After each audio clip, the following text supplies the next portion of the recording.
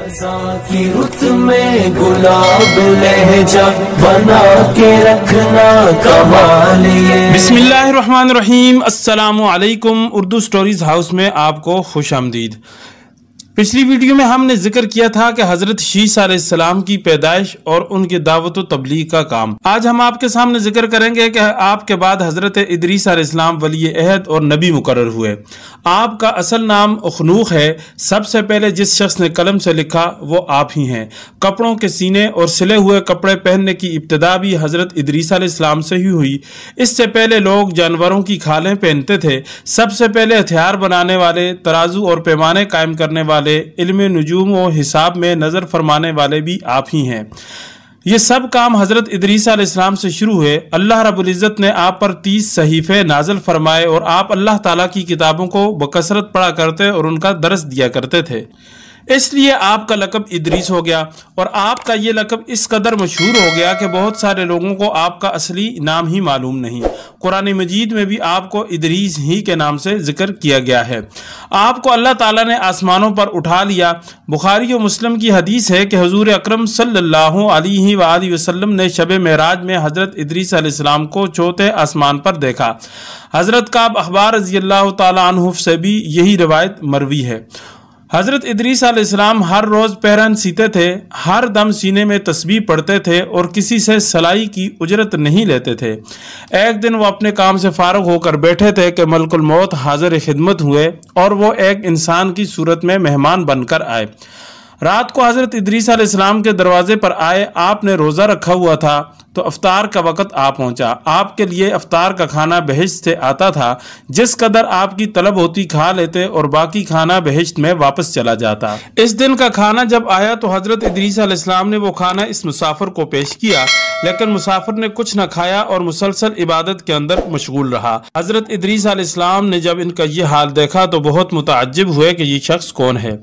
अगले दिन हजरत इदरीस अलैहिस्सलाम ने इनसे कहा कि मुसाफिर, आप मेरे साथ चलें और खुदा की कुदरत का नज़ारा सहरा में जाकर करेंगे।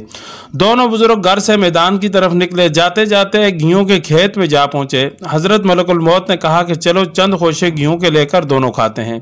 हजरत इदरीस अलैहिस्सलाम ने फरमाया कि अजीब बात है, रात को हलाल खाना आप पर पेश किया गया और आपने खाया नहीं और अब आप हराम को तलब फरमा रहे हैं।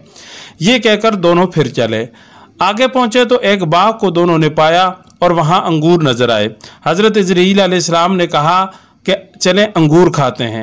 हजरत इदरीस अलैहिस्सलाम ने फरमाया कि ये तो गैर की मिल्क है और इसमें तसर्रफ हमारे लिए हलाल नहीं है। ये दोनों फिर चले और आगे चलते चलते एक बकरी इनको नजर आई। हजरत इजराइल अलैहिस्सलाम ने इस बकरी को ज़िबह करके खाने का इरादा किया तो हजरत इदरीस अलैहिस्सलाम ने मना कर दिया कि ये बकरी बेगानी है और हमारे लिए हराम है। इस तरह 3 रोज तक दोनों बाहम गुफ्तगू करते रहे और कश्मकश में मुब्तला रहे, यहाँ तक कि हजरत इदरीस अलैहिस्सलाम को लगा कि ये शख्स बनी आदम में से नहीं हो सकता। तब हजरत इदरीस अलैहिस्सलाम ने उस शख्स से इसरार फरमाया कि बताएं आप कौन हैं। तो वो मुसाफिर बोले कि मैं हजरत इजराइल अलैहिस्सलाम हूँ। तो हजरत इदरीस अलैहिस्सलाम ने फरमाया कि क्या सब मखलूक़ात की जान आप ही कब्ज़ करते हैं? तो उन्होंने कहा जी हाँ, आपने दुरुस्त समझा। हजरत इदरीस अलैहिस्सलाम ने फरमाया क्या आप मेरी रूह कब्ज़ करने के लिए आए हैं? तो हजरत इजराइल अलैहिस्सलाम ने फरमाया कि मैं महज खुशतबी करने के लिए आया हूँ। हजरत इदरीस अलैहिस्सलाम ने कहा कि 3 दिन तक तो आप मेरे साथ रहे, तो क्या इस दौरान आपने किसी की जान कब्ज़ की? तो हजरत इजराइल अलैहिस्सलाम बोले सारी जानें कब्ज़ करना मेरे लिए ऐसे ही है जैसा कि मेरे हाथ के नीचे रोटी हो।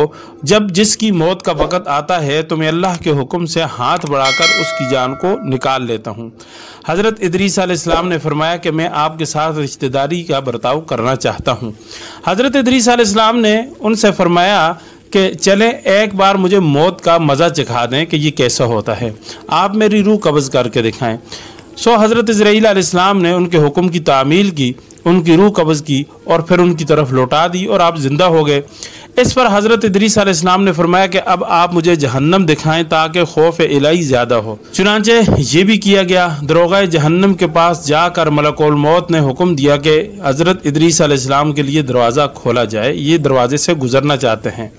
इस हुक्म की तामील की गई। इसके बाद आपने हज़रत मलकुल मौत से फरमाया कि मुझे जन्नत दिखाई जाए। सो आपको रिजवान जन्नत के पास ले गए और हज़रत इज़राइल अलैहिस्सलाम ने फरमाया कि दरवाज़ा खोलो, ये जन्नत में दाखिल होना चाहते हैं। आप थोड़ी देर तक जन्नत के अंदर रुके तो हज़रत इज़राइल अलैहिस्सलाम ने फरमाया कि आप बाहर तशरीफ़ लाएँ, आपका वक्त पूरा हो गया।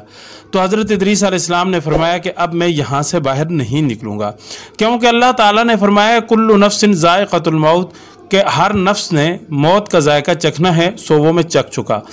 और अल्लाह ताला का ये फरमान है कि व इम मिनकुम इल्ला वारिदुहा, कि हर शख्स जहन्नम पर से गुजरेगा, सो मैं गुजर चुका हूँ। और अब मैं जन्नत में पहुँच कि जन्नत के मुताल्लिक़ खुदावंद कुद्दूस का इरशाद है कि वमा हुम मिनहा बिमुखरजीन, कि जन्नत में दाखिल होने वाले जन्नत से निकाले नहीं जाएंगे। अब मुझे जन्नत से चलने के लिए आप नहीं कह सकते। अल्लाह ताला ने मलकुल मौत को हुक्म इरशाद फरमाया कि हज़रत इदरीस अलैहिस्सलाम ने जो कुछ किया वो हमारे हुक्म से किया, अब वो हमारे हुक्म से ही जन्नत के अंदर रहेंगे।